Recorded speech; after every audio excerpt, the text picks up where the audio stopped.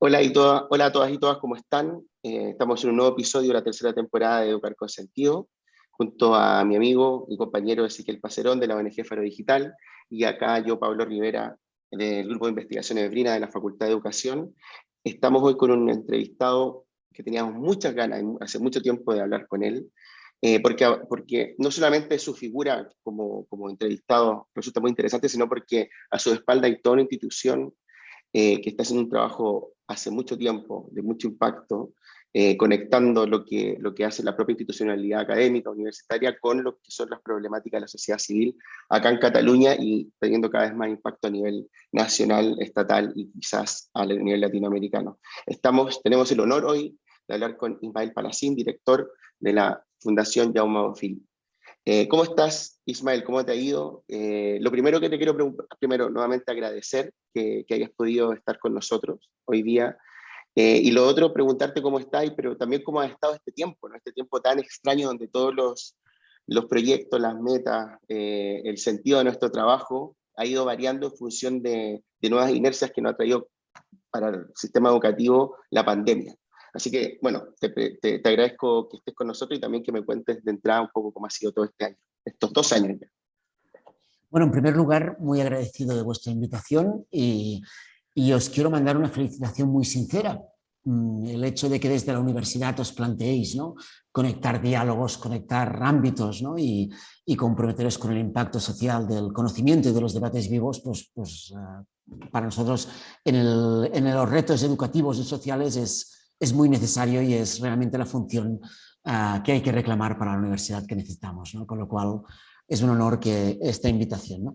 Bueno, por nuestra parte, lo cierto es que al principio de la pandemia nos preocupamos en serio, ¿no? Porque dijimos, esta pandemia puede representar una involución, ¿no? Puede ser, por decirlo así, una coartada, ¿no?, para que los debates sobre el cambio educativo, ¿no?, y la equidad que estábamos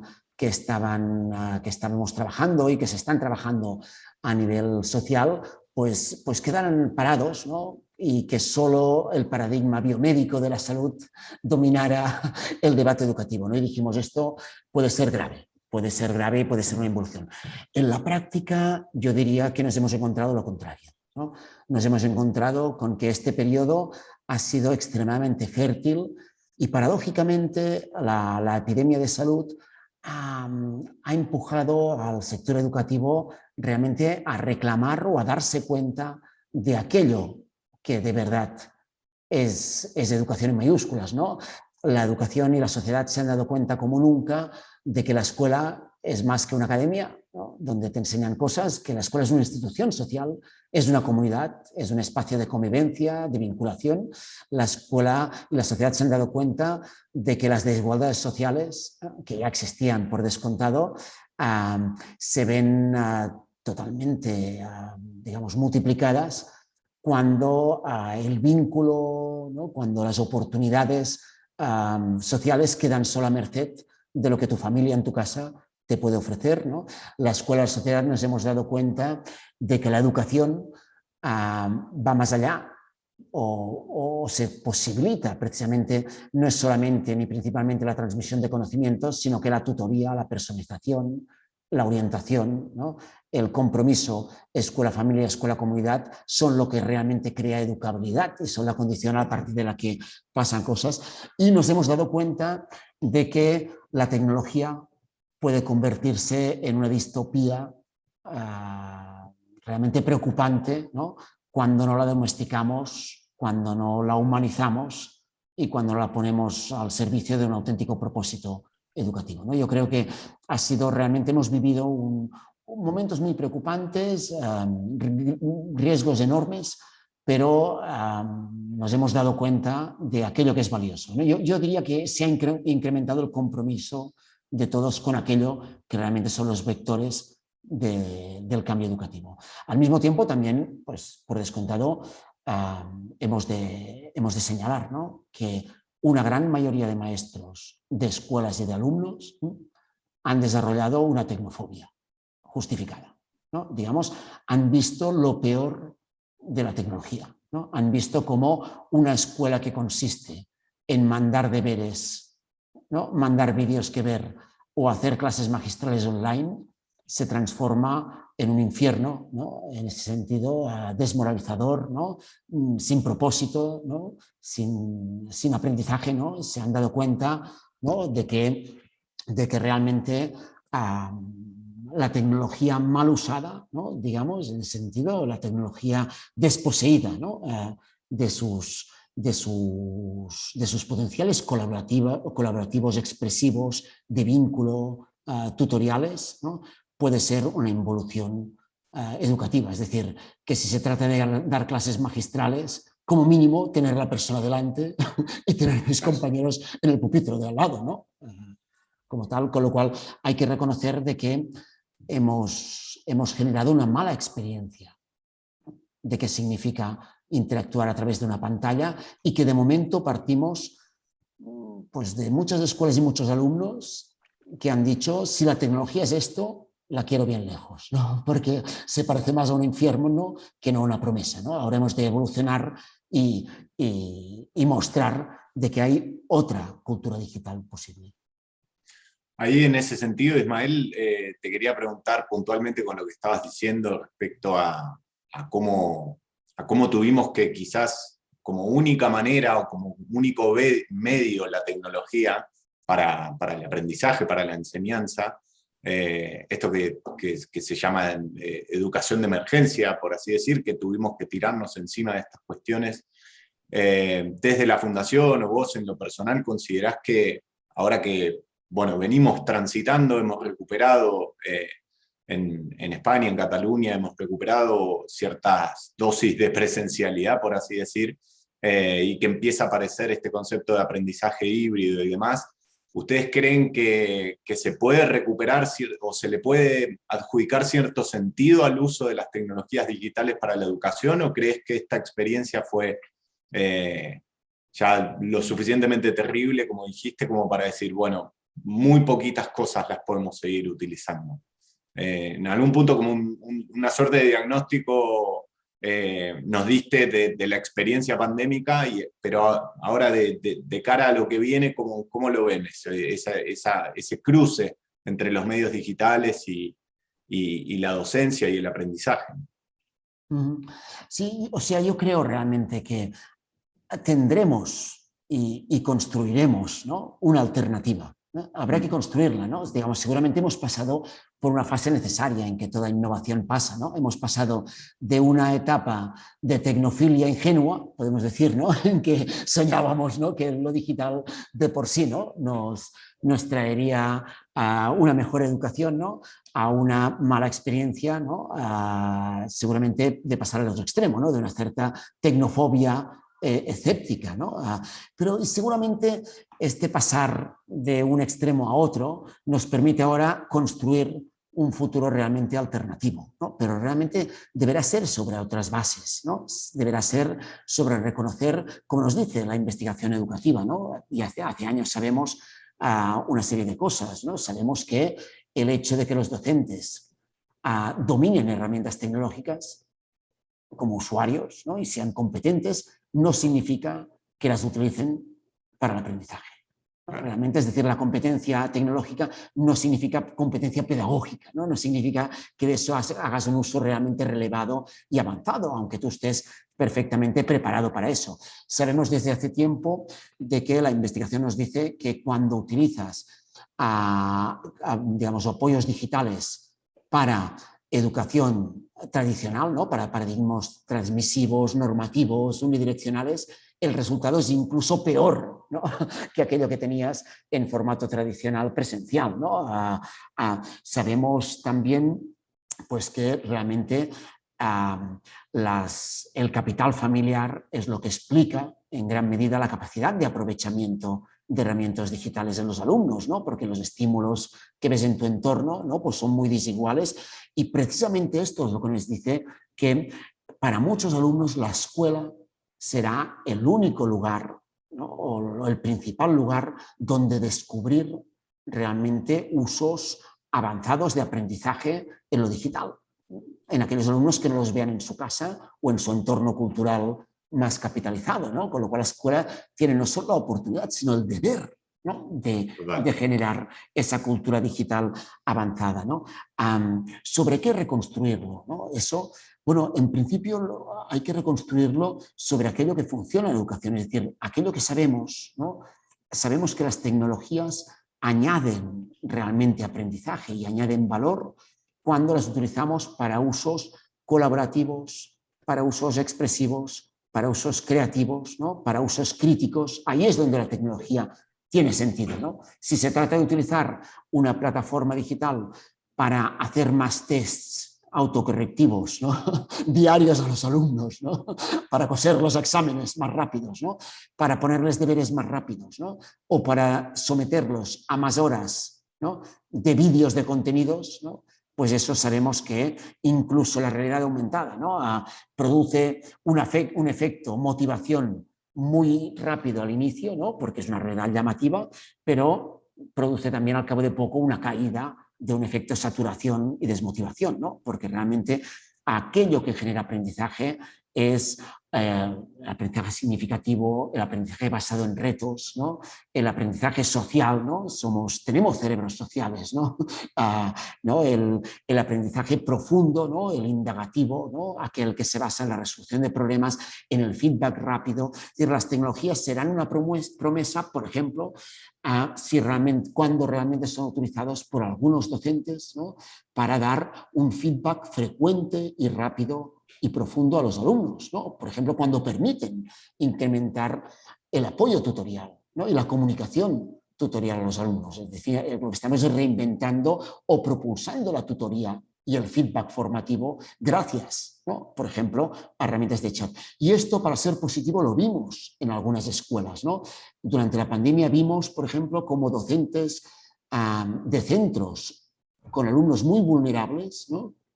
hacían maravillas con soluciones que podíamos decir que eran low-tech, high engagement, ¿no? Digamos, por WhatsApp, algunos centros consiguieron hacer maravillas enviando a sus alumnos en simples programas de mensajería, ejercicios, comentando, creando grupos de discusión, ¿no? Para esto no hacían falta grandes soluciones o grandes plataformas tecnológicas, ¿no? Para eso lo que hacía falta es un docente, ¿no?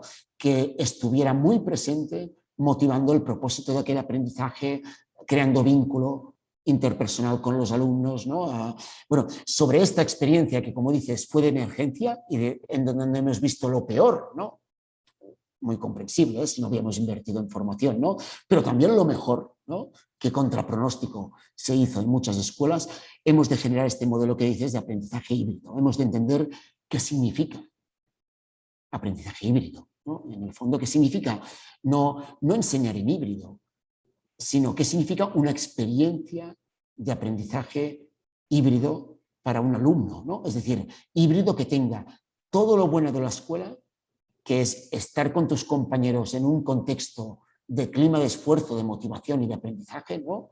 Que significa también lo bueno del aprendizaje asíncrono, ¿no? Digamos, en que como alumno tengo tiempo de colaborar con otros, ¿no? de plantear ejercicios, de interaccionar, pero en que no me siento Es decir, cuando hablamos de que la tecnología nos va a permitir la personalización, hemos de entender que la personalización es lo contrario de la individualización, ¿no? que es la distopía tecnológica, ¿no? que tengo alumnos en mi casa a los que les mando vídeos, ¿no? me mandan ejercicios o tests, ¿no? y les digo si lo han hecho bien o mal. En ese sentido, esto no tiene que ver con personalización, ¿no? Esto es aislamiento, esto es una experiencia pobre, descontextualizada, sin propósito y sin grupo, ¿no? y en la práctica sin docente. Ismael, no te voy a sacar de la parte de tecnología porque ya estamos ahí. Queríamos preguntarte, ya lo haremos sobre segregación, pero conectando, ya que estamos hablando de tecnología, si hay algunos aspectos donde tu posición y la de la Fundación nos gustaría conocer para el posicionamiento y sobre todo qué iniciativas estáis trabajando, qué tenéis en mente, si está en vuestro frame y demás, que tiene que ver sobre todo, por ejemplo, con aspectos como el posicionamiento y las acciones que tenéis sobre el rol de las tecnologías emergentes hoy en día, ¿no? Que también se han acentuado, tú lo acabas de decir con la pandemia, como el tema de la inteligencia artificial, la realidad aumentada, etcétera. Sobre todo el fenómeno de la datificación, ¿no? Y todo lo que se ha generado en polémica, ya conocemos el posicionamiento de Simona Levi hace unos años, cuando pasa esto del supuesto convenio entre Google y la Generalitat, que después no fue supervisado, y todo el uso de datos en las escuelas, por ejemplo, incrementadísimo en la pandemia, ¿no? De una manera impresionante, ¿no? Más allá que previo a la pandemia el Parlamento Europeo ya había legislado en torno al cifrado de los algoritmos de estas tecnológicas, todo ha quedado ahí. En el fondo, acabas de decir tú una cosa súper sustantiva, había que sacar esto adelante y hubo como un reencantamiento, una nueva versión de tecnofilia por sacar esto adelante, pero esto ha tenido consecuencias, ¿no? Sobre todo con lo que tiene que ver con toda esta tecnología emergente. No sé cuál es tu posicionamiento, qué te preocupa y cómo lo pensáis abordar de cara al mediano o largo plazo. Sí, yo un poco resumiendo mucho, simplificando mucho, diría, Sí. hay 4 retos, ¿no? De alguna forma, y nosotros nos interesan aquellos retos un poco más complejos, ¿no? En que creemos que ahí estará el futuro, ¿no? Hay el reto del que hemos hablado mucho, que es el reto de acceso, ¿no? ¿Quién tiene conectividad y quién no? ¿Y qué calidad de conectividad y dispositivo tiene? Aquí hay que garantizarlo, ¿no? Digamos, esto afecta al derecho a la educación. No podemos tener alumnos sin conexión ni sin dispositivos. Esto es fácil, en realidad es barato de garantizar, ¿no? Y hemos de entender que privar del acceso es... Pero lo cierto es que cuando vemos los porcentajes de acceso, ¿no? En nuestro país son bastante buenos. Es decir, son pocos los alumnos que no tienen acceso y es obligatorio y es fácil para todas las administraciones garantizar un acceso y un dispositivo de calidad a todos esos alumnos a través de la escuela. Y ahora se está haciendo, ¿no? Este es el primer reto. El segundo es el reto que decimos de capacidades, ¿no? Que está determinado por, bueno, somos capaces de a todos los alumnos darles unas skills básicas, ¿no? Una experiencia básica como usuario, ¿no? Y aquí hemos de reconocer que en la brecha de capacidades, que es el segundo reto, pues se da, evidentemente, teniendo docentes competentes, experiencias de capacidades de las escuelas, pero sobre todo, y ahí es donde hemos de insistir, tienes que tener no un curso o una capacitación, sino un adulto cercano que te acompañe y te resuelva dudas, ¿no? Un mentor, podemos decir, ¿no? En muchos alumnos ese mentor es la familia, el padre, la madre, el hermano mayor, ¿no? Una familia capitalizada, ¿no? Para muchos otros alumnos, ese mentor, ese adulto que te acompaña, deberá ser tu maestro, tu monitor, tu bibliotecario, ¿no? Con lo cual debemos garantizar que todo alumno tiene adultos y espacios y horas, ¿no? En su comunidad significa su escuela o la biblioteca de su escuela o la biblioteca del barrio, ¿no? Donde tener adultos que acompañen la experiencia de capacidades de usuario, ¿no? Con el que consultar dudas, ¿no? Que te enseñen a esos usos más avanzados, más apropiativos, que decimos, ¿no? Ahí hay todo un reto que después podemos comentar y nos interesa mucho. El tercer gran reto es el reto de lo que decimos los usos, ¿no? Realmente de aprendizaje, ¿no? Lo que decíamos, ¿no? Saber utilizar programas y herramientas no significa que aprendas. De hecho, esto lo vemos, ¿no? Muchos docentes dominan las herramientas, pero no las utilizan para aprender aquello que es relevante aprender, ¿eh? Para los usos que decimos creativos, expresivos, indagativos, ¿no? De contraste de información, ¿no? Los usos apropiativos, lo que tiene de verdad que ver con la cultura digital. Cultura digital no es ver vídeos en YouTube unidireccionales como quien ve una tele, ¿no? Cultura digital es precisamente estos usos, ¿no? Que tienen, bueno, más cultura digital es cultura de creación abierta, de hackeo, ¿no? De contraste de información, ¿no? De, bueno, esa cultura al servicio de la propia experiencia de creación y de aprendizaje, ¿no? Ahí es donde la Fundación nos vamos a centrar, ¿no? ¿Qué tipo de programas realmente ponen lo digital al servicio, ¿no? De la experiencia de aprendizaje, de acompañamiento, de valores, de colaboración, de pertinencia, de vínculo, ¿no? Y por descontado de equidad, ¿no? Educativo, es decir, un enfoque que decimos no tecnocéntrico, no basado ni en la máquina, ni en los aplicativos, sino centrado en la experiencia de aprendizaje de los alumnos como tal. Y ahí es donde necesitaremos pues, entender, decir, oye, al final, con todo lo digital, lo que estamos hablando es de transformación educativa. Estamos hablando de tutorías, como os decía, y de acompañamiento. Estamos hablando de aprendizaje basados en proyectos, ¿no? Digital driven, ¿no? Sobre base digital, ¿no? Utilizando herramientas, pero es aprendizaje por proyectos. Estamos hablando de alumnos que se autoevalúan, ¿no? O que evalúan a compañeros y que crean grupos de discusión, ¿no? Y que crean conciencia de aprendizaje.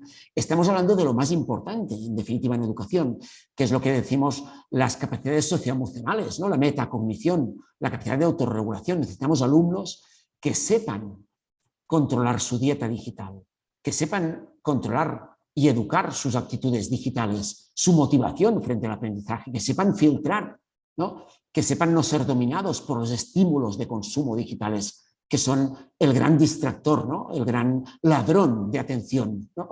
En la sociedad de hoy en día, ¿no? Tenemos, como sabemos, miles de empresas que invierten miles de millones en captar a jóvenes y a niños para que estén sometidos, ¿no? Al clickbait, ¿no? De juegos, de plataformas, ¿no? Hay una lucha por la economía de la atención que quiere convertir a nuestros alumnos en consumidores adictos, ¿no? a gadgets, ¿no? Y esto es una amenaza enorme, ¿no? Para la educación, porque saber focalizar tu atención es el gran reto, ¿no? Necesitamos alumnos que sean dueños, ¿no? De su atención digital, y esto se aprende, y no se aprende con una charla, se aprende en entornos educativos experimentales.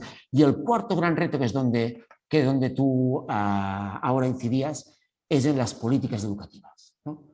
Realmente no puedes hacer políticas educativas en el siglo XXI sin datos. Estos datos no pueden ser propietarios de empresas. Estos datos son imprescindibles para poder predecir, por ejemplo, a los alumnos que abandonarán y darles apoyos positivos, ¿no? Estos datos son muy interesantes para que un maestro entienda cómo se comportan sus alumnos en interacción. Como tal, han de ser propiedad del sistema educativo y de un maestro, han de ser trazables, ¿no? Han de tener privacidad, ¿no? Estos datos bueno, son imprescindibles para hacer diagnósticos, ¿no? de cómo mejorar en calidad, ¿no? Y no nos engañemos, ¿no? En los próximos años habrá una empresa que creará un Netflix de la educación y que prometerá a los maestros, ¿no? Y a los padres y a los alumnos: oye, te doy una plataforma que por una tarifa plana tendrás derecho a todos los libros de texto, a centenares de miles de vídeos educativos, a contenidos, todos los contenidos que quieras, ¿no? De una calidad enorme, con realidad aumentada, en 3D, todo lo que tú quieras, ¿no? Prometerá un paraíso para el que era un amante del libro de texto, ¿no? Digamos, en ese sentido. Pero ahí tenemos un problema. Incluso si es la empresa fundada sobre las mejores intenciones del mundo y sobre los ideales más utópicos, al cabo de un tiempo, esa empresa tendrá solo un objetivo, que es el objetivo de Netflix, que es que estés el máximo número de horas conectado, haciendo clics a su plataforma de contenidos, consumiendo sus contenidos, ¿no? Y privatizando los datos de tu consumo para que consumas más contenidos suyos, ¿no? Por sus accionistas la presionarán por ellos, ¿no? Y su competencia la presionará para tener más beneficios, y por lo tanto, y no es lo mismo, lo sabemos desde hace años, consumir mucho contenido educativo que ser educado. Claro. ¿Vale? Nuestros alumnos evidentemente necesitan contenidos, pero necesitan contenidos sencillamente como un medio para tener aprendizaje, para ser educados, ¿no? Como tal. Con lo cual deberemos, y tenemos el reto nosotros de generar qué alternativas tecnológicas, ¿no? Generamos públicas, abiertas, libres, ¿no? Que no secuestren la atención, nuestro currículum, ¿no? Y el de nuestros alumnos, ¿no? Por lo tanto, sino que sean abiertas, trazables, discutibles, apropiables. Y en segundo lugar, necesitaremos también hacer regulaciones y normas públicas para evitar que las empresas privadas que generan EdTech, ¿no? Y que generaran este Netflix de la educación y otras cosas parecidas, ¿no?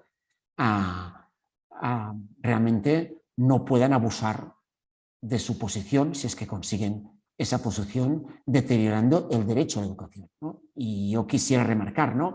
Así como hay cosas que claramente hemos asumido que son privadas, la educación no es solo un derecho, ¿no? Un derecho muy importante, básico. Es más que, como dice la UNESCO, es más que un servicio. La educación es un bien común, ¿no?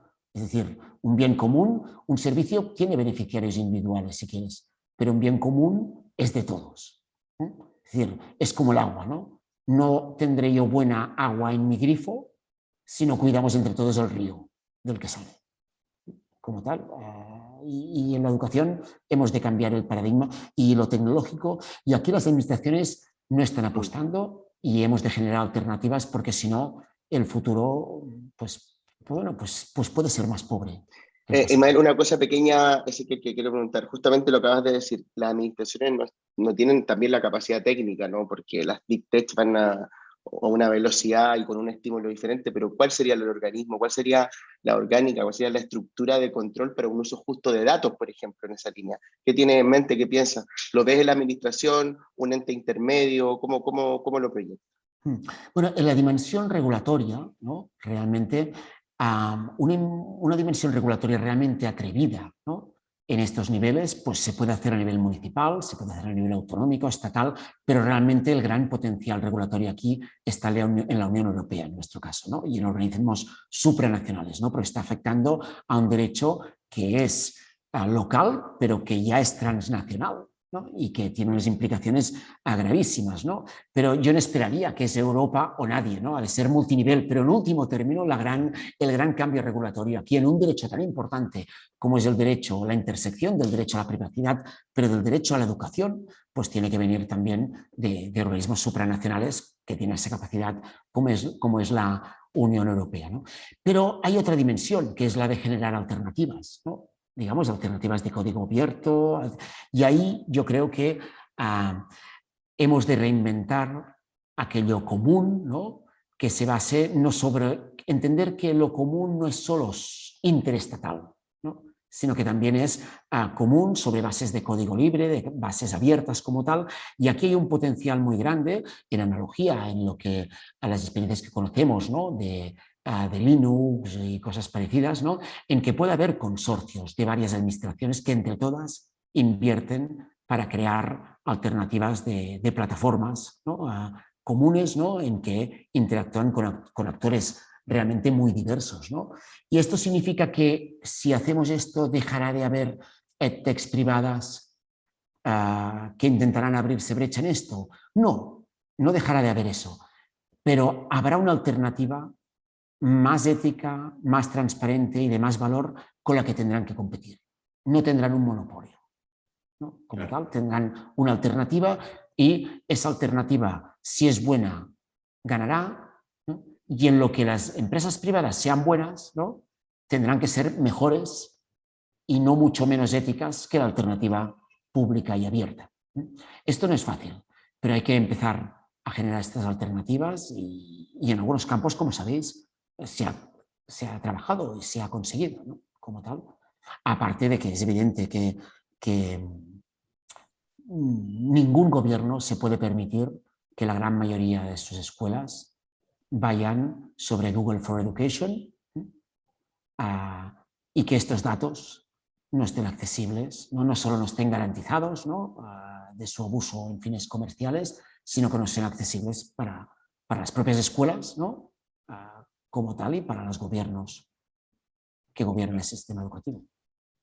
Estoy tentado, voy a seguir con tecnología. No me puedo ir para segregación, vamos a llegar, te prometemos.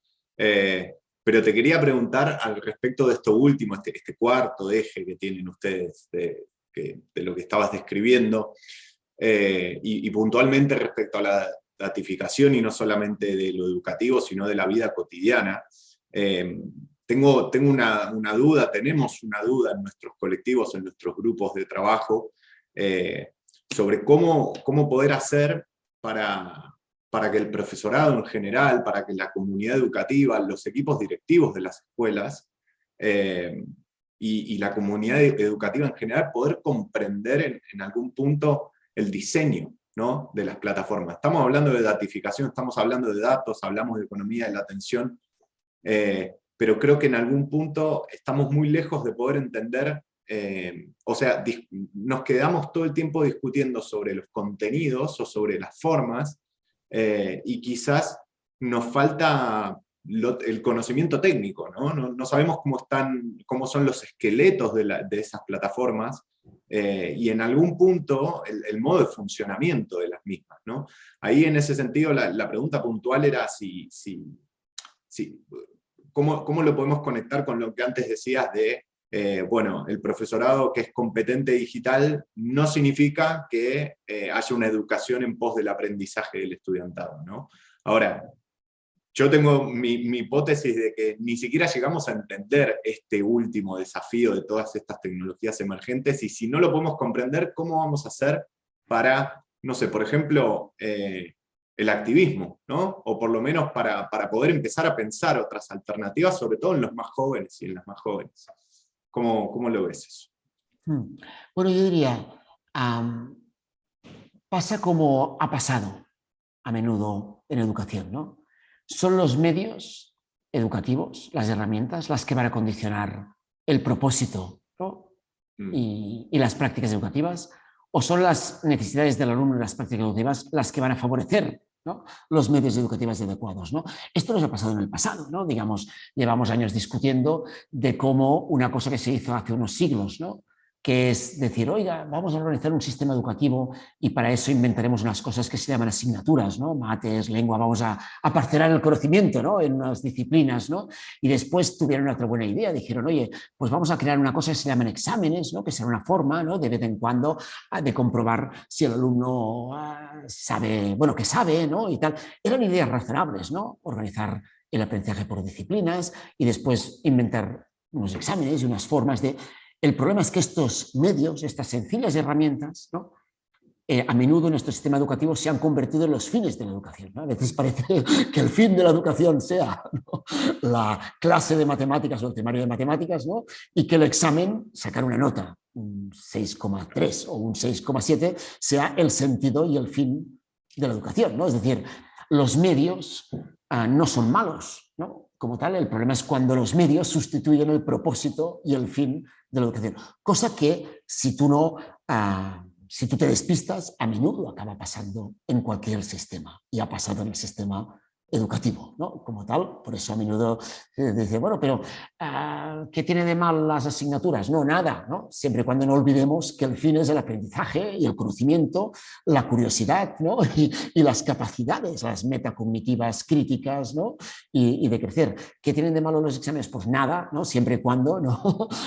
Siempre y cuando un docente no se encuentre con aquello que a menudo le pasa, ¿no?, que da una clase apasionante, pero los alumnos le levantan la mano y dicen, oye, esto está muy bien, profe, pero esto va a salir en el examen, porque si no ya desconecto, ¿no? Claro, en ese momento el profesor se da cuenta de decir, oye, esto está pervertido, ¿no?, porque aquí solo les preocupa lo que les voy a preguntar, ¿no?, en ese sentido, no aprender como tal, ¿no? Pues con la tecnología pasa lo mismo, ¿no? Digamos, por descontado tenemos plataformas Moodle, ¿no?, sistemas de videoconferencia, realidad aumentada, y tendremos muchas más cosas, ¿no?, muy diversas en muchas versiones, y bien está, ¿no?, que haya un acervo de herramientas tecnológicas variado, cambiado, dinámico, ¿no?, y en una evolución constante, ¿no? El tema es, pero eso son solamente herramientas, ¿no?, como tal. Si estas herramientas se transforman en plataformas de servicio, no solo privadas, sino cautivos, en que solo puedes utilizar las herramientas de ese, acaban determinando tus tipos de prácticas, ¿no?, y acaban determinando en definitiva el sentido de tu educación, que es lo que están intentando las grandes editoriales y los grandes grupos de inversión, ¿no? ¿Vale? Convertir a nuestros alumnos en unos consumidores de unos contenidos, ¿no? Si quieres en 3D, dinámicos, inmersivos, todo lo que quieras, ¿no? Que después hagan un tipo de test, que tengan un feedback basado en Big Data y que sigan consumiendo, ¿no?, productos cautivos de su plataforma, ¿no?, porque lo que les dará dinero es el máximo número, ¿no?, de consumos cautivos en un ecosistema cerrado, ¿no? Ahí hemos creado un infierno que va contra el aprendizaje y contra el propósito social de la educación, ¿no? Si en cambio nosotros invertimos seriamente en entender qué significa, ¿no?, un docente que realmente pone lo digital al servicio del aprendizaje. Y el aprendizaje significa bienestar del alumno, ¿no?, es decir, atención, ¿no?, a sus necesidades, ¿no?, a su tutoría, a su orientación, significa experiencias sociales de aprendizaje, significa vinculación, significa atención personalizada cuando hace falta, ¿no?, significa, ¿no?, capacidad de crear recorridos flexibles. Si todo esto lo pone a favor del cambio educativo, ¿no?, entonces no debe ser cautivo de ninguna plataforma ni ningún sistema, sino que ha de utilizar libremente, promiscuamente, si me permitís, ¿no?, digamos, ¿no?, cualquier herramienta que le vaya bien para esto, ¿no? Y por lo tanto los desarrolladores, sean de código abierto o si quieren algunas compañías que generan productos, ¿no?, de mercado para esto, han de estar al servicio de lo que esa escuela no cautiva y ese docente está generando, ¿no? Por lo tanto, el tema es cómo creamos un ecosistema en que todo el mundo tecnológico esté al servicio del docente y del alumno, ¿no?, y no al contrario, ¿no? Y esto es nuestro reto, ¿no?, crear un sistema auténticamente, un ecosistema auténticamente abierto, pero para eso necesitamos escuelas con proyectos digitales realmente atrevidos, ¿no?, docentes que no solo sean usuarios avanzados, sino que domestiquen las tecnologías a su favor, ¿no?, en ese sentido, y que las utilicen libremente, y un sistema que no sea un monopolio de plataformas, ¿no?, que prometen comodidad y usabilidad, ¿no?, este Netflix de la educación que os decía, a cambio de perder tu libertad y tu propósito educativo, ¿no?, que en definitiva es el pacto del diablo, ¿no?, que algunas estarán tentadas, ¿no?, a hacer, ¿no?, a los docentes. Y sencillamente decir, digamos, ¿qué sentido tiene, por ejemplo, las videoconferencias aplicadas a la educación? Pues bueno, como sabéis, pues pueden tener mucho sentido o muy poco. Es decir, si yo las utilizo para dar una clase magistral, ¿no?, tras otra durante 5 horas, ¿no?, y después poner un examen de cada una para asegurarme que los alumnos, ¿no?, han estado atentos a lo que decía, pues es un tipo de uso que podemos decir muy regresivo, ¿no?, y de muy poco valor educativo de la tecnología, ¿no? Si yo eso mismo lo utilizo para usos tutoriales, colaborativos, ¿no?, combinados con el trabajo asíncrono y autónomo de los alumnos, ¿no?, acompañado, pues eso puede ser realmente ¿no?, un modelo muy potente, ¿no?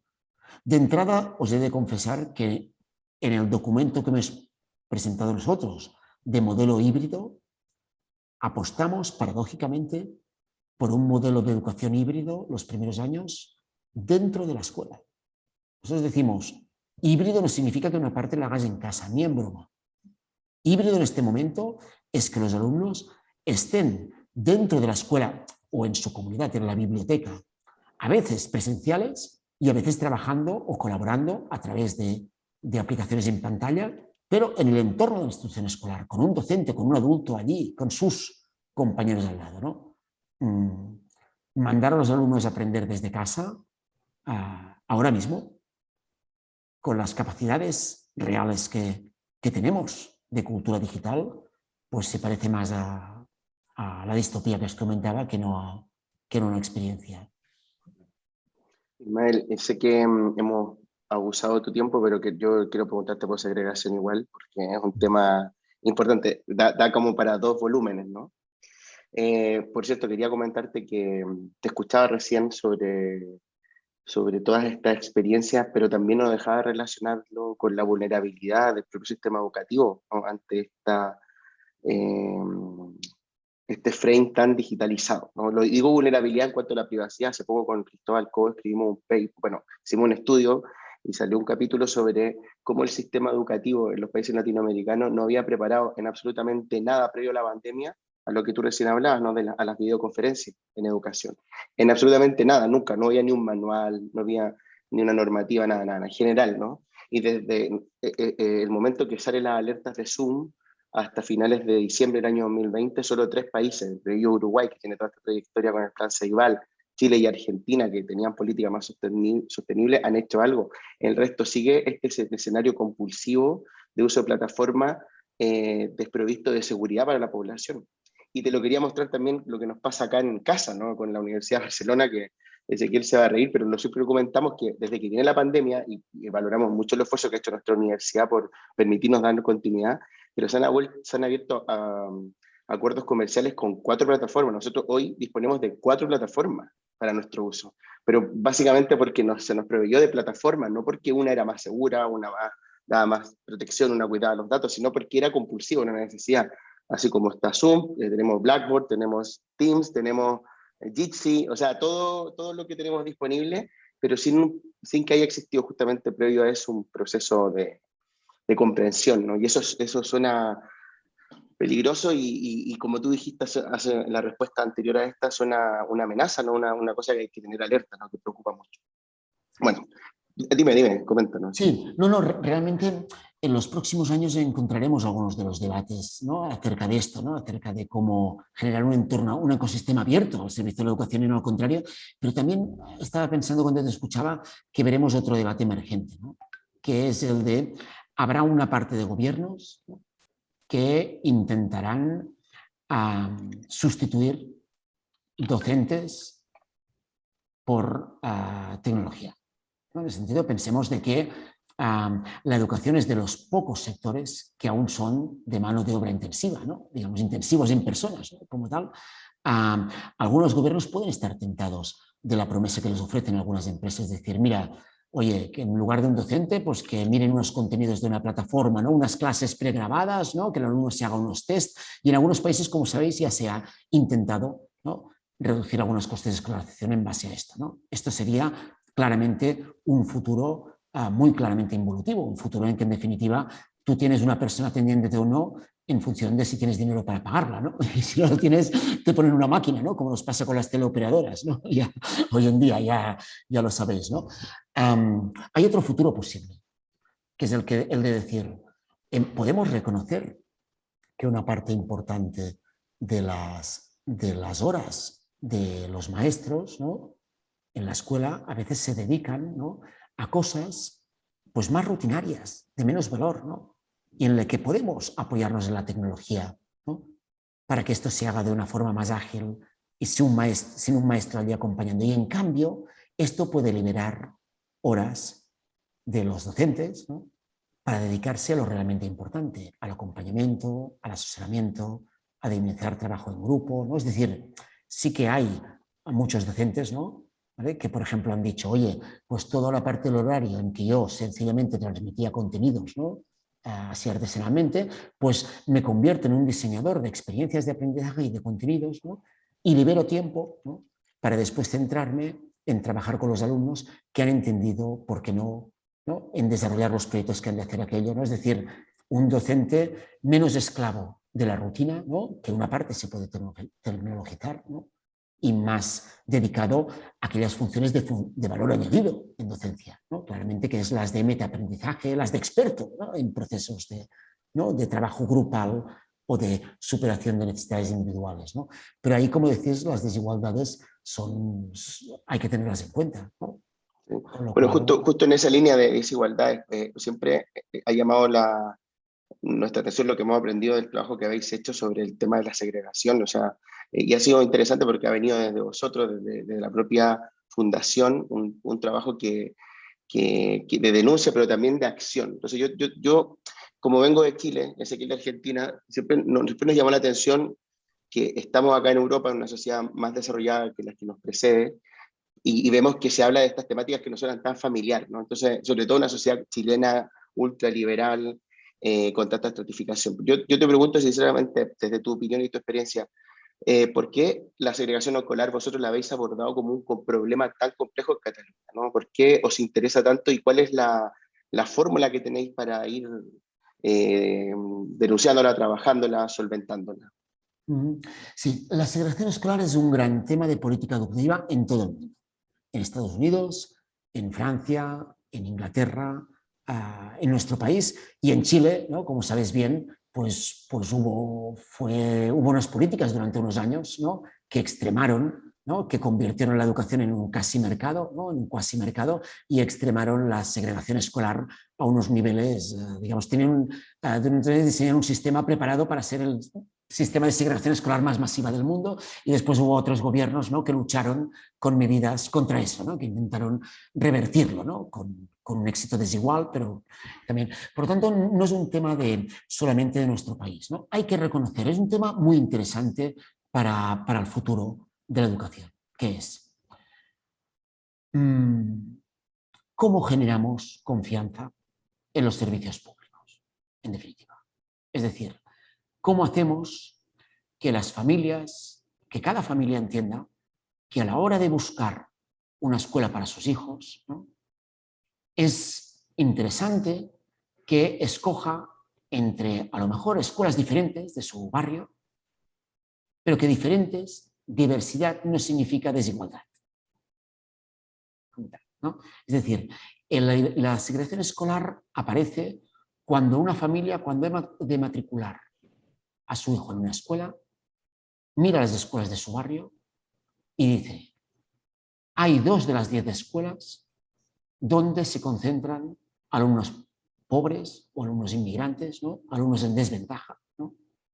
Y por lo tanto yo voy a evitar que mi hijo vaya a esa escuela. Voy a huir de esa escuela y la voy a matricular, y lo voy a matricular en una escuela donde haya familias que yo entienda que son de mi misma clase social, ¿no? Como tal, es decir, cuando generamos miedo en las familias, ¿no?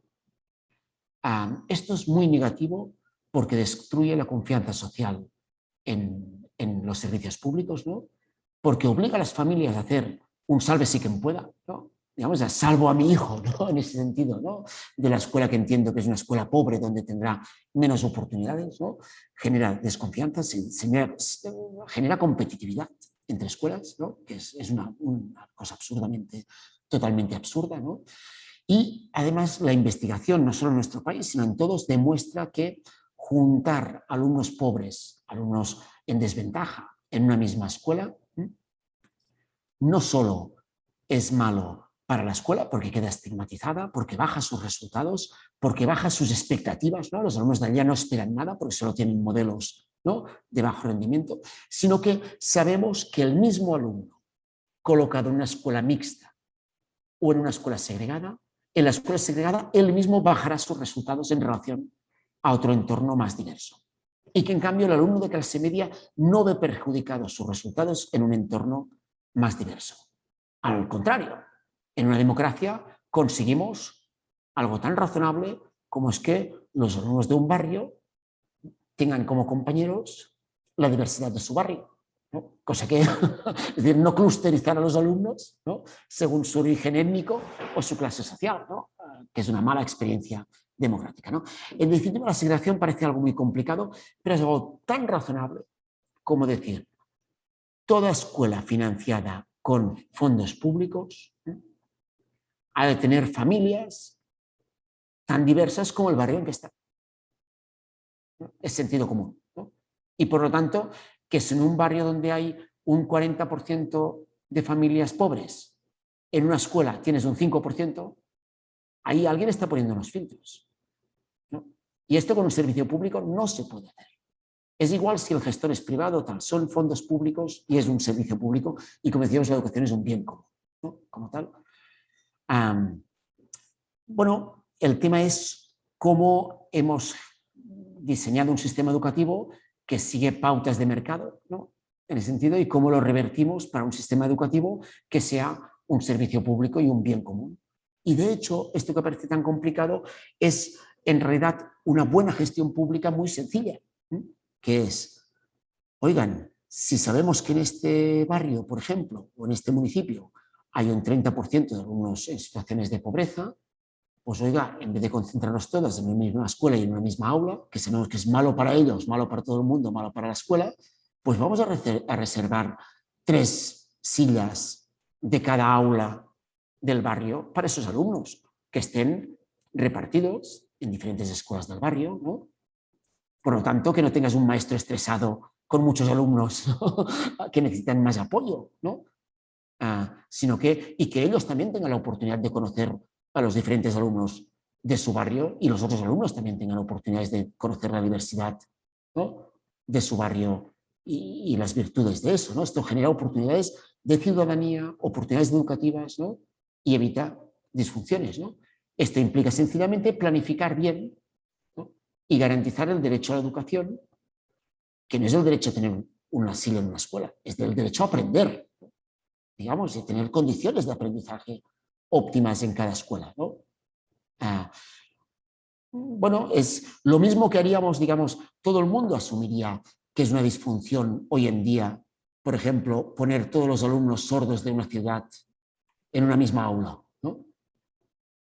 ¿No? Porque tendrías un docente, ¿no?, y sabemos que es mejor a los alumnos con deficiencias auditivas, ¿no?, repartirlos, ¿no?, en diferentes clases para ellos, para todos, ¿no?, porque el esfuerzo del maestro en esos casos es razonable, ¿no? Bueno, es decir, es romper la idea de que separar los alumnos según listos y tontos, ricos y pobres, es una idea nefasta para el aprendizaje y para los derechos de los alumnos y para la democracia, ¿no? Y pasar a la idea de decir, oiga, lo mismo que haríamos en salud, ¿no? En definitiva, sabemos que en salud por ejemplo, una persona de más de 70 años o una mujer embarazada requieren más atención médica, ¿no?, que una persona joven normalmente, ¿no? Y no por esto, ¿no?, los centrifugamos, ¿no?, de un centro de salud, ¿no?, sino que asumimos que son pacientes y ciudadanos tan legítimos como cualquier otro, que sencillamente requieren un poco de más de atención. Pues nuestros alumnos vulnerables o los alumnos inmigrantes acabados de llegar que no dominan la lengua son alumnos con tanto potencial de aprendizaje y con tanto derecho como cualquier otro.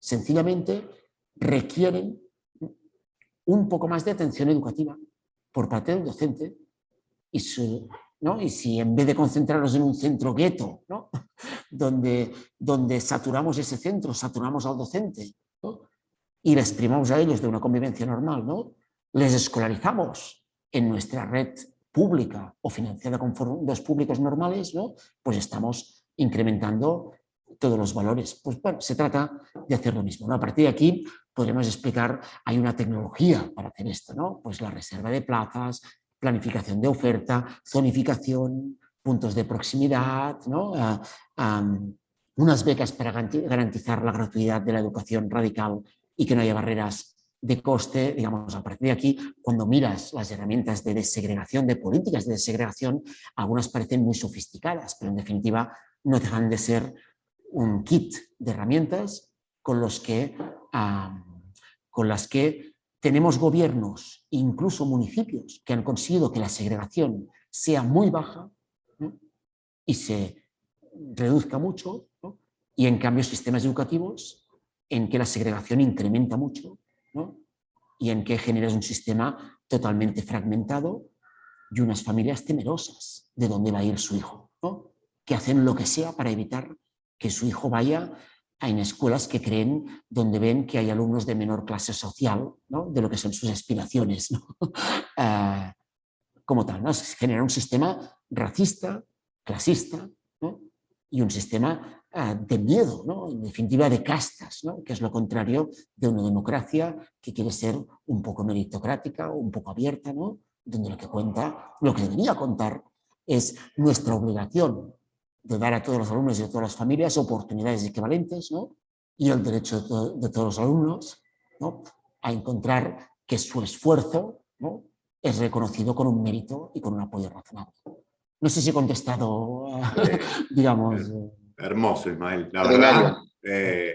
Y de hecho te iba a decir que nos has robado la atención. O sea, no te pudimos prometer lo de que sean 40, 45 minutos, ya vamos como una hora, pero es que te transformaste en una aplicación y estábamos como muy, muy en foco. Bueno, así yo que bueno, he nada. de decir Sí.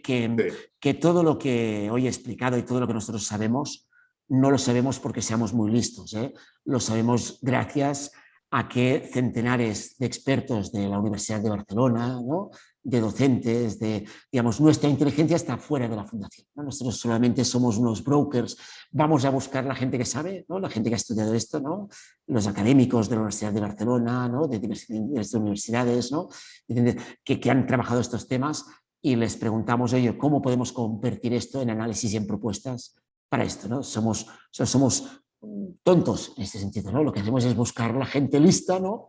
Y poner su inteligencia y su saber al servicio de propuestas, con lo cual yo en realidad solamente explico lo que he aprendido de los que saben, ¿no? Bueno, pero hay muy buen poder de síntesis, eso te lo tenés que reconocer, y esperemos Y de mucha canalizar fuerza para inmediato. poder empujar políticas públicas, para poder, a fin de cuentas, volver posible todas estas ideas muy lindas, muy comunes, muy esperanzadoras, que en estos tiempos nunca vienen mal. Así que agradecerte, Ismael, la verdad que fue una hora maravillosa de escucharte, de pensar, y bueno, seguramente nos estaremos viendo presencialmente, ojalá en algún tiempo, y seguir viendo cómo colaborar. Gracias a vosotros, han sido preguntas muy difíciles de decir porque eran profundas y espero haber sido bastante claro porque las preguntas tenían una complejidad Muy interesante, diabólica. y esperemos compartir realidades transoceánicas pronto también, ¿no? A nivel analítico, todo, porque todo lo que pensáis acá encaja mucho con lo que también nosotros, bueno, en la gente de Latinoamérica está trabajando, en pos siempre de una justicia escolar más consolidada. Así que muchas gracias, Ismael, y será hasta la próxima. A vosotros, muchísimas gracias.